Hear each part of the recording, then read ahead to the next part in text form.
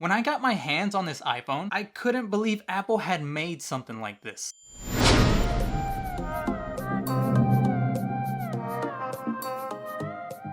What's going on, guys, and welcome back to another video. We've got some things to cover regarding the iPhone 15 series and everything that went wrong with it. Complaints that I've heard from iPhone 15 owners, and we even have an unboxing for you. We'll also go over what Apple might have in store for us at the surprising Scary Fast event that they announced for October 30th. We'll probably end up doing a live event that day, so subscribe and smash that bell notification icon so you can be updated once I go live. Let's get started. Here we have the black iPhone 15 Pro Max. Let me tell you guys, this phone is absolutely beautiful, but I've been hearing rumors that these phones are more delicate than they've ever been before. So if I were you, I'd wait to unbox your phone till you get a protective case. As you guys can see, the wired Apple headphones have returned, this time with a USB-C dongle. Your storage options when it comes to the iPhone 15 Pro Max is 256, 512 gigs, and tops out at 1 terabyte. We're looking at a 6.7-inch Super Retina XDR display. Both Pro and Pro Max models come with a dynamic island,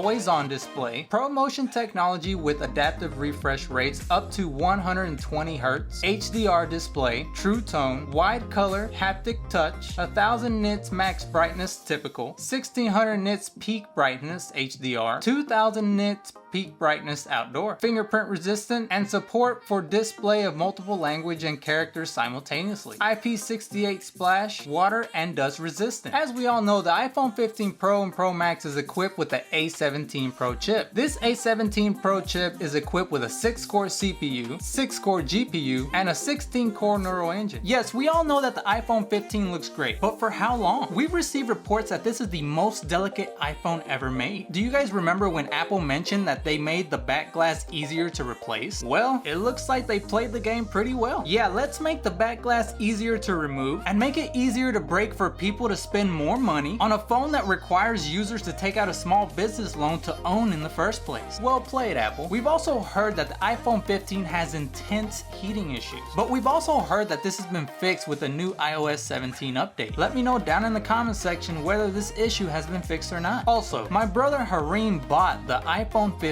Plus. When I got my hands on this iPhone, I couldn't believe Apple had made something like this. The iPhone 15 and 15 Plus have this matte, almost eggshell textured back glass. As soon as I handed it back to him, I told him, you better put a case on that like yesterday. I hate recommending something like this to the public before it launches, but now that the iPhone 15 has been released, we can admit that the iPhone 15 was a complete fail. But enough about the iPhone 15. Let's move on to the surprising announcement of the Scary Fast event. I thought I had heard that Apple wouldn't be doing another event for the rest of the year, but whoever I heard that from was wrong. Apple will be holding the Scary Fast event on October 30th at 5 p.m. Pacific time. That's around 7 p.m. Central Time, I think. That's a little bit later than usual. If you haven't checked out the Apple website, you can see the Apple logo morph into the Happy Mac logo. Apple is probably hinting that this will be an all Mac specific event. We could be seeing an all new line of iMacs and maybe an M3 chip. But why, you might be asking? Well, it doesn't make sense really. Apple just released all new M2 products, so it kind of seems too soon to release M3 chips. Let me help you guys out. So far, the only Mac product that doesn't have an M2 chip is the iMac. So there's rumors that Apple might be releasing an M2 lineup for the iMac.